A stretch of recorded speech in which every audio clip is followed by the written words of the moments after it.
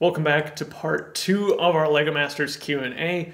Several weeks ago, you gave me and the rest of the cast probably 100 questions to answer. We've already released part 1. In this second part, we're going to be going over what's all in the brick pit and some really interesting behind the scenes moments that happened on the show. So let's get into it.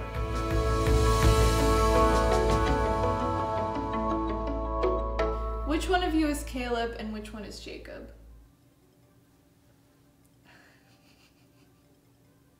I have no idea. What wasn't included that you wish would have made the cut? Oh, that's easy. Every single episode after the Sunshine Wagon, Will would come to our table, and much like it played out in episode 7, he'd be like, roll the clip again, let's watch it again. And even as we stood on the stage in the finale, he's like, for old time's sake, can we just roll that clip one last time?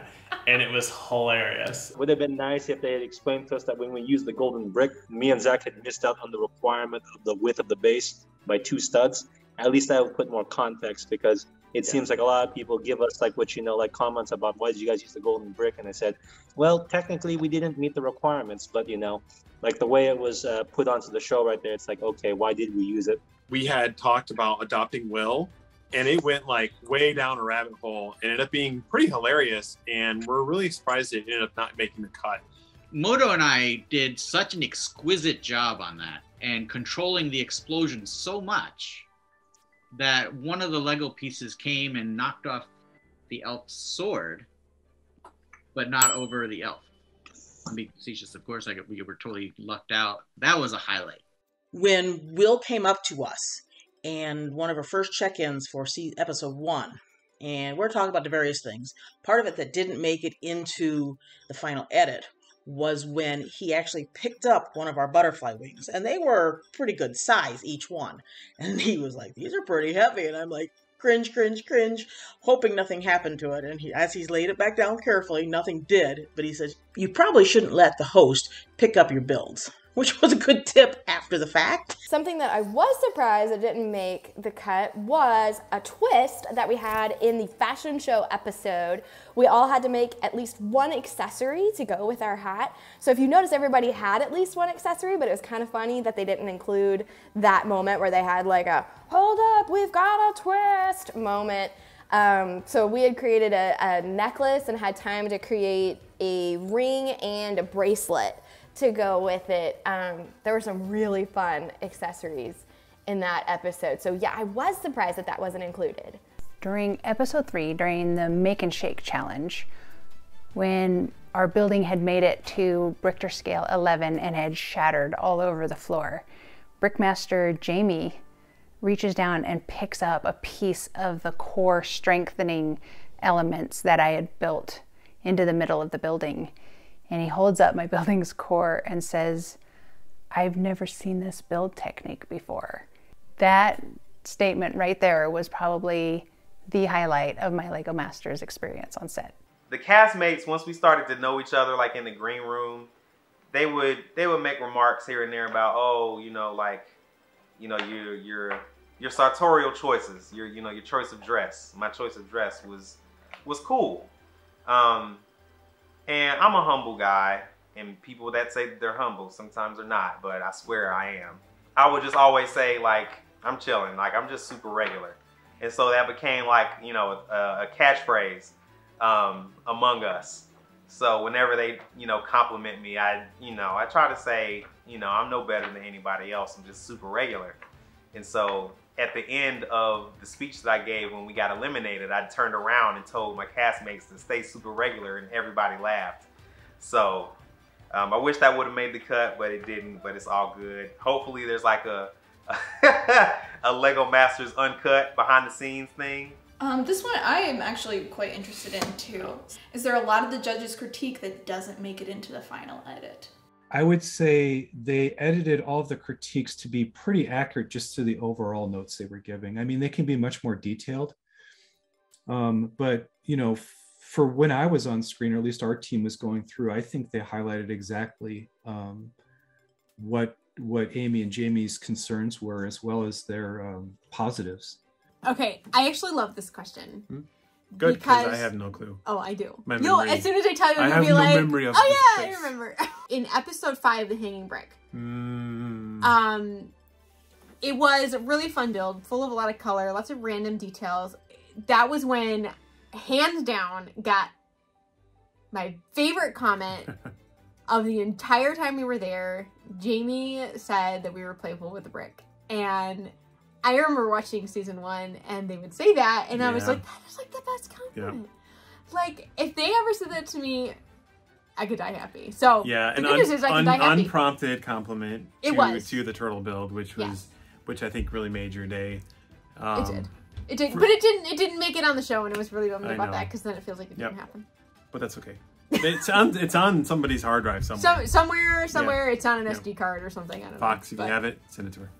One praise that I got from Brickmaster Jamie, which I thought was really awesome, that did not make the episode, was in the one hanging brick challenge. He complimented the difficulty of my adaptation of the Lowell sphere to create the teardrop shapes of my balloons. It was a really sincere compliment, and I really appreciated that. And I thought that was really, really awesome. Did not make the final edit. When your builds are 12 hours or more, on the side, do y'all have food or couches or coffee if anyone needs to take a quick break? Or is everyone working on pure adrenaline from the competition? / do you build for the entire time nonstop? We get this question all the time, and we had breaks. That was important to just like basic human needs and survival sort of stuff. There was never a build that was completely unbroken. I don't think we ever built for more than 6 hours straight on anything. So all the builds took at least 2 days. So we got to sleep in between most of them.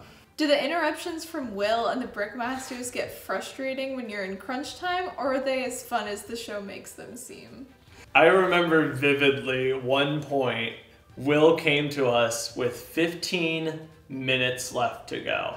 I don't remember which build it was, but that was the only time I was like, Will, what are you doing here? Please go away. Otherwise, I loved it when Will would come by, but like 15 minutes, like, you kind of got to stop building and like focus on interacting. And I'm sure nothing from that actually made the final cut anyway. Were you able to hang out with the other builders, the Brickmasters, and Will? We were not able to hang out with the Brickmasters at all just because they're the judges. What? Favoritism? What's that? It was just about avoiding favoritism. And I would have loved to have hung out with them more. One of the coolest moments of our LEGO Masters experience was right after the finale was finished. Amy and Jamie actually came to talk to the 3 finalist teams. And they were just like, you guys are all amazing builders. Keep at it. It was so fun to have you on the show. And that was the one time we got to spend with them, and it was really cool. That was our prize, for 3rd place, and it felt awesome. The judges are LEGO designers. They're not professional judges. They didn't go to school to judge our LEGO builds.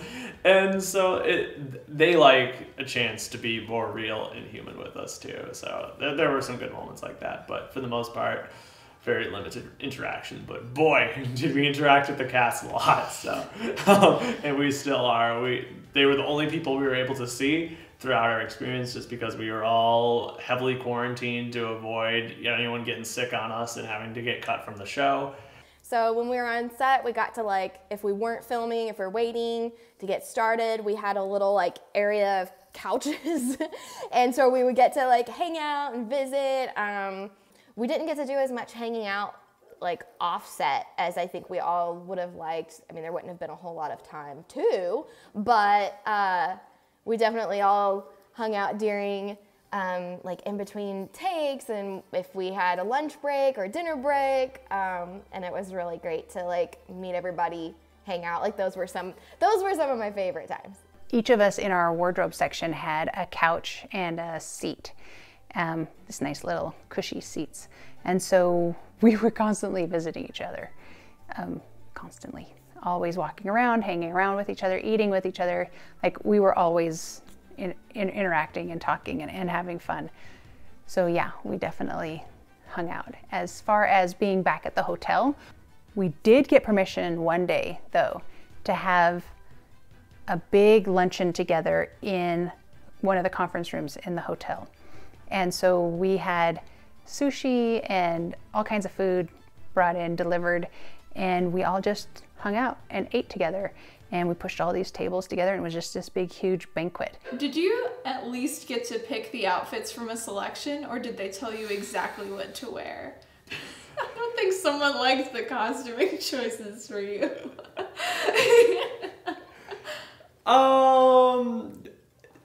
Yeah, it was. I had no say when I got to wear. It's a TV show. They have to, like, you know, they have to characterize at least a little bit. I chose my socks every day that never showed up. Though the way this person phrased it is even better. Why did they force y'all to dress like the nerds? LOL! Exclamation mark. That's a great question. I wonder why. I think we were typecast. We had to shoot pictures of ourselves, head to toe, shoes included, for 15 outfits before we left home. So they were going to pick and choose. Then they tell us, take all 15 down to Georgia. And so we had suitcases packed full of clothes, 15 outfits, plus what we would wear on a day-to-day basis, just getting in and out of the car and going from the hotel and the studio. So wardrobe is kind of interesting because they want you to wear your own clothes and be your own person. Yeah, the idea is you need to have some sort of curated look that is distinct, but you know, hopefully is your own. Now I got lucky. I was doing YouTube, and I got really into doing YouTube live streams, and I wanted to create my own look to be unique. And kind of where I settled on it was I looked at Ragsy, right, Jessica from season 1, and I noticed that no matter where she goes in a Lego convention, if she wears the dress and has the bow, people instantly recognize her from like 100 feet away because she's got that Ragsy look. My spin on it was Justin Ramsden, senior Lego designer. He has these crazy shirts, crazy pattern shirts. And I thought that was interesting, but what I did is I wanted to take not just a crazy shirt, but I wanted to go out and find these like really incredible, bright, colorful art pattern shirts. This is episode 1. I think that's episode 2, 3. Oops. 4 just fell on the floor. And you can see these are all like crazy colored prints, but they're all done in that like artistic way, like paint splashes or like a cityscape that's dripping paint color, which is probably too Natalie Michelle when I think about it, or crazy octopus, or, you know, bright patterns, or even the black and white, or, you know, you got tree limbs coming off, or, you know, then I started getting into the crazy paisleys. The long story short is my experience was I brought all my clothing, I went to set, went through wardrobe, and then myself and Natalie, I think, had no edits. So with Sarita and I, you know, wanting to represent hip hop in a certain way, we it wasn't going to be all black. Instead, it was going to be a lot of color, you know, very similar to the palette that Lego has. And for the most part, we got everything that we submitted to be on the show. So what you see us wearing are things that we wear in regular life, right? So for other people, they definitely were not as lucky. So everyone was wearing their own clothes for the most part. Now, maybe wardrobe would buy a new shirt here or some new pants here or add a little something, but they wanted you to be you, except for me and Susan. When we got there, first episode, they handed back all of our clothes and said, oh, we're gonna change your wardrobe. Somebody else is wearing plaid, so we're not gonna put you guys in plaid. I had all these cute outfits, I had shoes, it was great. Okay, scratch it all. Had to take it all back. So they showed us this assortment of rompers. These are the rompers that you see on the show. This is what Susan and I were put in. Those were not our clothes. Let's just put that out there. So, wardrobe. Couldn't wear the plaid. Maybe they thought I looked like Caleb and that people would get us mixed up. BT dubs, I have to say, Susan and I rocked those rompers. The wardrobe team that was there on set was just amazing, and like we're really working hard, and we definitely appreciated them trying to keep things that we liked and didn't like in mind, even if sometimes there's a lot of things that they can't do. So the team was really great that was working with us, and that was a whole new fun experience. I normally wear plaid shirts, but for some reason I wasn't allowed to wear any plaid shirts on the show. Or if I did, I had to cover them up with a half zip pull, which was super hot. But in the end, no one cared what I wore because I was standing next to Richard every day. And so I guarantee you no one would even notice me or what I was wearing because Richard looked so good. After a team left the show, did you see them backstage or in the hotel, or did you not see them until after production had wrapped? Yeah, so I remember quite vividly the first elimination, right? Jack and Dawn. And so we are all heartbroken because we all love Jack and Dawn because they're awesome people. And so we're taking a long time to say goodbye, and we were told, like, hey, we got to get the show moving again. So say your final goodbyes, you'll see them later. And I have not seen Dawn since. I at least saw Jack in Utah for the finale, but yeah, we never got to see them again. So a lot of those eliminations, it was the end. Later on, we were able to meet with them outside after we had finished filming the episode, and we were able to say some proper final goodbyes. Were there any injuries on set? Randall! Randall! You have a story for us? I know you've been waiting for me to answer this question. So, for the eagle-eyed viewers out there, if you watch the Hanging Brick episode, when you see Will and the judges walk over to our hot air balloon, you might see something on my foot that you did not see earlier in that episode. I had a boot on. What happened was I was running to the brick pit and just pulled a muscle. With the competition being so fierce and building on the clock where the hours melt like seconds, like you don't really think about hydration, you know, important things. With that, I was kind of relegated to sitting down for like the remainder of the challenge, and building sitting down with Sarita would go back and forth from the brick pit to and fro to get the pieces I needed to finish the build. For episode 4, Hat's Incredible, I almost passed out right at the beginning of the episode. We were just about to start filming. We'd just been read the challenge, and I started going white. My vision started going white, and I grabbed Susan. I almost passed out. I was feeling super nauseated, and it took me a little bit to realize, oh no, I'm super dehydrated. And I'm a nurse, I know better, but I let myself get dehydrated. So I laid down, guzzled a ton of Gatorade, put my feet up on my couch in wardrobe, and just tried to get the dizziness back in check. And so when I came back onto set, they had started the clock without me, and Susan had been on her own for the first 40 minutes. Were there any Lego building regulations and rules besides the challenge rules? Are you allowed to build illegally? There was tons of illegal things happening, and this is how I put it, right? If you are blowing up Lego bricks, physically mutilating them beyond repair, you can do a few sketchy connections and not feel too guilty about it, all right? On the rules thing, it's a question Moto asks every time on his stream, so I'm not going to steal his thunder, but every single challenge had additional rules that didn't make the final edit.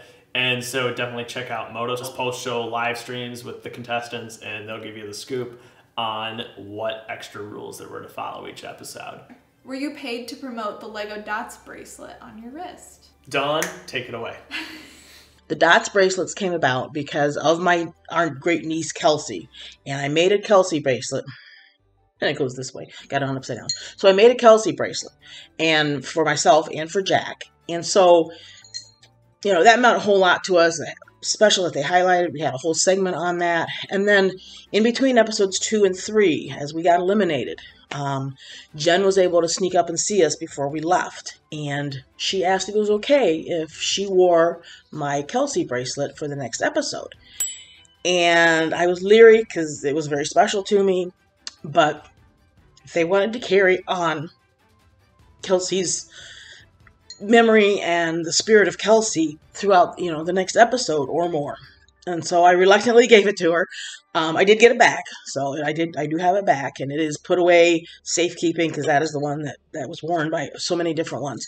But this was brought about. This was worn because of the love that the cast shares for each other, and that things are important to one person, they're important to the rest of us, and that warmed my heart. And every time I saw the Kelsey bracelet make its appearance on another episode, I was just so ecstatic because I didn't know who was going to wear it next. I knew Jen had it once. I knew it was attempted to be worn on episode 3 or 4 and didn't make it. But beyond that, I didn't know who was wearing what when. So it was just ecstatic. I did know that Wayne had it at the very end. I didn't know if he would worn it or not, but I know he had it at the very end because he's the one that returned it to me. So no, we didn't get paid for it. I would love to have had product placement, but everything in the show was product placement. It was all Lego. So, and I'm getting teary-eyed because it was very emotional. Oh, I loved that so much. Like the Kelsey bracelet was probably my favorite Easter egg. I always looked forward to finding it while watching the show. It was so cute to see people picking up on that. How long did it take to film the season from beginning to end? The entire show took about 6 weeks to film. So all of March and the first week of April. Are you guys really frightened by the 1-hour warning call? Every single time. I was. Jacob always made fun of me for it, but it's loud and it gets really dark and red. The red light was so aggressive. Everything was red. You could not see what you were building, and I think that scared me more than anything else. There was nothing I could do for the 10 seconds it would go on, just because all the bricks looked exactly the same color. Why is this phrased this way? Caleb, my mans. Was Will scripted to the T, or could Buddy improvise as he roamed around the build zone? And is Natalie's hair as dope in person as it appears on the show's beefed up saturation filter? It's not as bad as season 1. I remember the first thing I said to Natalie was like, "Your hair is awesome." Natalie's hair on the set was just, whoa! It was awesome. Yeah, her hair is lit. Her hair is really fantastic. It's absolutely I'd say it's probably better in person because just like the models, when you experience them in person, the camera just doesn't do anything justice as when you're really there experiencing it. But yeah. There was other questions. And Will scripted to a T. So Will does read from a teleprompter. I don't think that's any secret. But the best Will moments were unscripted. Like, again, to bring Natalie into it, the Natalie and Will flop was just completely off the cuff, and it was great. So there's a lot of things, especially for check-ins, where Will would just break from the script and do something ridiculous, and those were the best moments of the show. So what was the design process like for being on Lego Masters aside from your regular building process? For Jacob and I specifically, I think our design process was pretty similar in that there was no design process typically. Very few builds have actually planned out in any sort of detail. So we did wing a lot of our builds, and sometimes that worked really well, and sometimes that really, really hurt us. So as soon as we'd get past panic mode, it seems like a lot of times Michelle and I would try to think, okay, what angle or what approach might not be done in the room so that we can hopefully have something unique. Didn't always work. Remember, there were 2 cakes one time. There were a few other things. Oh yeah, the jellyfish debacle, where I just started over because I didn't want to have 2 jellyfish. So it didn't always work, but that was always a part of our process in trying to think through, okay, what do we want to do? Let's try to make sure it's unique. And a lot of times we would bring in influences and inspirations from our kiddos, which makes it super fun. So for our ideas for our builds, Susan and I usually had several ideas each. We were both pretty creative. So we would bounce ideas off of each other, then narrow it down to one focal point that we wanted to be our showpiece that we wanted the judges to see. And then we would list a bunch of details that we wanted to add if we had enough time. And we mostly had way more ideas than time. It's the show. That's how the challenges go, right? Building for yourself and building for TV are two different things. Main thing is scale. For some of us, I won't say all of us, but if you like to build if you like to build vignettes or kind of small scenes, that's very different from building something that registers and resonates on a TV screen, and they can see it at a scale large enough to where you can insert details that make the judges and everybody else that's watching appreciate your build. Another thing that might be different or be the same is building in a modular format. So building in a way that doesn't require you to complete one whole piece, but you can break it up in sections, which should also allow for more hands to be built, to be building that object, right? So like if I could divide the labor between myself and Sarita to build a wall, I'd rather build that with 2 people than just with 1. It all depends on what you're trying to achieve, I'd say. What was the living situation like being on Lego Masters? I didn't have to share a room with my brother, so that was pretty epic. So that was good. But yeah, we were in a hotel about 30 minutes away from the recording studio, which was a rough commute at the start of every day and at the end of every long day. So it was a nice place though. They took care of us really well, and I have to say that they looked out for us, and I got to give props to the production team behind Lego Masters for sure. Did the judges or show producers ever provide feedback or direction on a model off camera while you were working on it? I don't think we ever got any off camera feedback. I remember one night when we were working on the finale, Amy actually came by and visited us. That was the only off-camera interaction we had with the judges during the show. But she was pretty tight-lipped at that point because that was just the way it had to be. But she was super supportive of everybody, saying, "This looks really cool," and she went around to all the builds. But that was probably the closest we ever got. Never did any of the producers offer any feedback on the builds. That wasn't their job. They were there to make a cool-looking show. Explain your shoot schedule for the show. Long. The schedule was long. And I was prepared for really long days to begin with, since I've done a lot of stuff in like the video editing world and on set. I was very much prepared for like 12, 13-hour days. I was totally not prepared for 4 hours of sleep a night. Well, Monday through Saturday, our day-to-day schedule was get up really early, get meat down at the vans, drive to set, film all day, drive back to our hotel. I would study Lego techniques for half of the night, and then I would sleep the other half of the night, and then just repeat the next day. And grueling schedule, it just went on and on and on. Most episodes took 2.5 days. So we shot Monday, Tuesday, Wednesday, Thursday, Friday, and then on Saturday we did interviews and we got Sunday off. Woo! It was awesome. How is the brick pit organized? Is there more to it that's not shown? Are the contestants given time to study it beforehand and understand where everything is? The brick pit is organized beautifully. And I know when I got home, I was kind of in this weird like sorting container finding craze. And I was like, I need to buy all the same containers that they had on the show. And it turns out they're like $8 a piece. And for the big ones, it was more like 20. And so I had to scratch that idea pretty fast.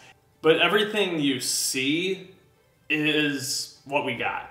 There was nothing behind set or offset. The only thing that was offset was additional brick of what was already shown, right? So if we emptied out a bin, there would be more brick in the back that they could bring out to replenish that.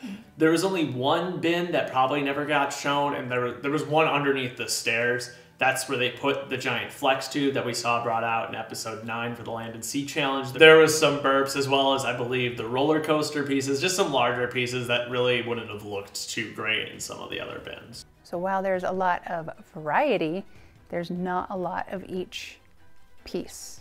So they're all in little bins. And sometimes we would run out.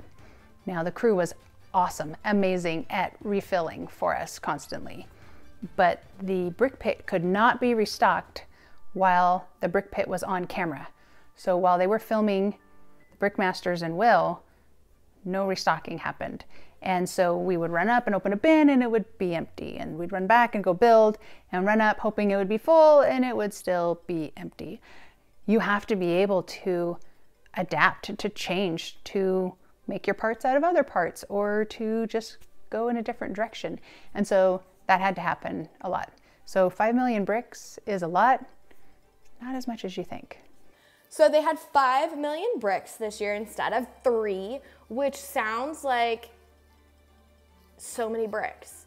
Yet somehow we would like run low on parts between like all the different teams. Like it would amaze me that I'm like, oh my gosh, we don't have any. Like Snot would always be some of the first gone. And like we would ask, hey, can we get some refilled? And they would try to do the best they could with bringing more out. But a lot of times I know for some of our builds, if we needed more things, we would have to try and work on something else while they were getting more of it sanitized and brought back out. Since we were filming during, height of COVID, they had a whole process and a whole team that would take apart bricks and would sanitize them and get them back out on the floor. But with all of, the amount of bricks that they're working with, that couldn't always happen super fast. So, a lot of times I was just surprised with 5 million bricks that a lot of us would still want to end up using some of the same parts. And then we would run out. Like, how can you run out of 5 million bricks? But it can happen. It can happen. All of us on the first episode were opening bin after bin, just trying to memorize and learn where everything was. And I remember several times hearing somebody call out, something like, hey guys, anybody know where the round tiles are? And then somebody in the brick pit that was digging around and getting something would be like, oh, it's over there, second row down. And we were constantly helping each other. And I think that's really unusual about our season. We really did want to see everybody do their best. And we really had this tight camaraderie and we inspire each other. Which bricks did you wish were in the brick pit but were nowhere to be found? This is definitely a question I needed to be asked during the show because we were always able to find like substitutes or workarounds in some way. Mm-hmm. But I know there were so many times where I was like, oh, I wish I had this. One thing that really bothered me, there were only 2 colors of hinge plates, and they're just black and white hinge plates. Those are the only colors they had. So that was kind of limiting because I would have loved just even a red or some of these other colors at some point. So there's a lot of things like that. They had enough pieces to get the job done, but the color selection could be iffy on some of the bricks. But they had every color currently produced of 1x1 plates. So you could technically make anything in any color if you were willing to stack thousands of plates on top of each other. So inverted pieces. So there's a lot of positive belt stud upwards pieces. There were times where if you want to build like the bottom of a jaw, or you want to do something and connect it using like the inverse tiles with the studs on top to do the flip-flop motion, that was something you had to work around or work in reverse. And I think inverse slopes would have been interesting, just some inverse curved slopes. Got to be specific there. Inverse curved slopes, because they have a step built into them, and then the inverse tiles would have been handy.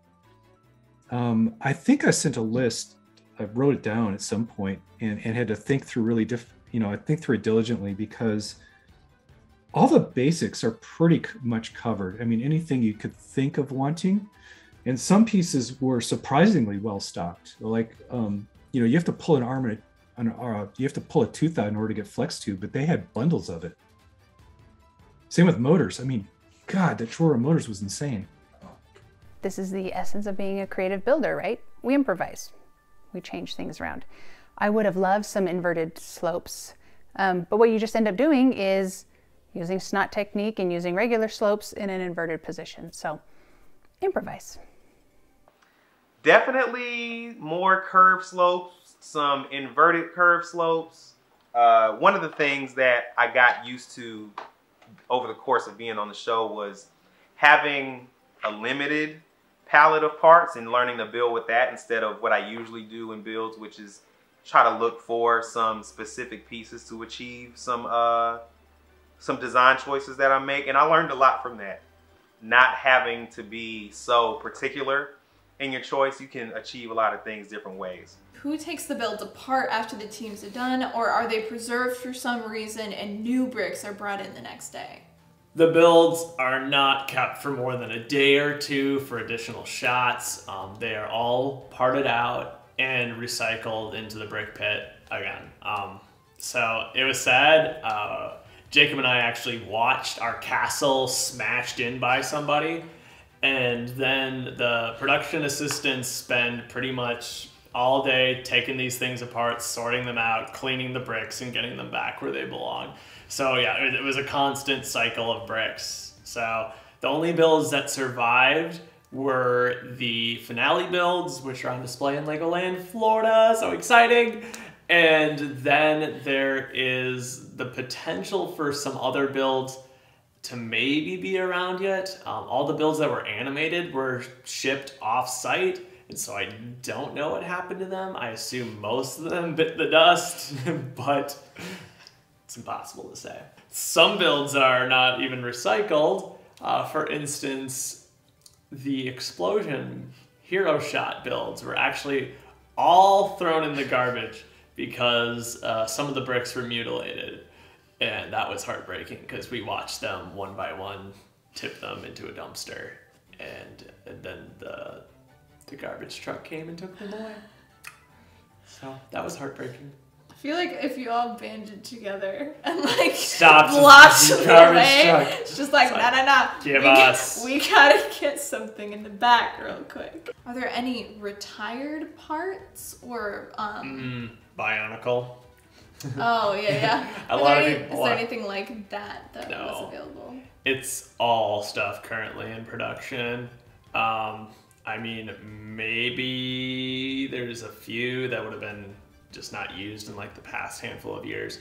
But I mean, most of this stuff is from at least 2019 and later. There was nothing that was like crazy. I think the only thing that was really bizarre to me is that they had all the printed parts from the Disney castle, like the direct-to-consumer $350 Disney castle.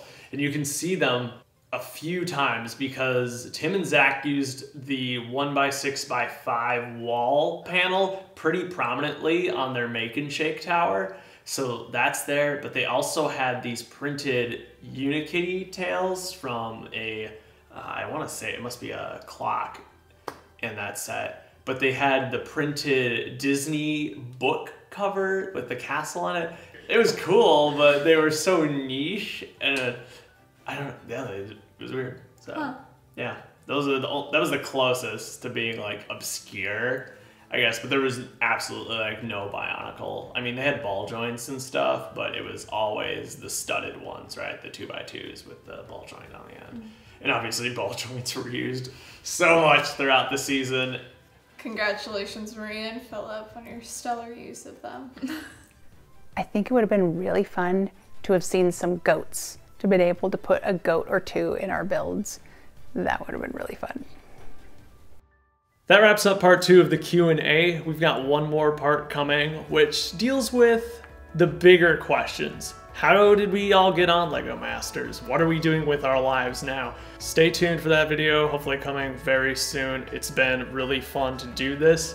I hope you're learning something about us and our experience on the show. We'll see you for part 3.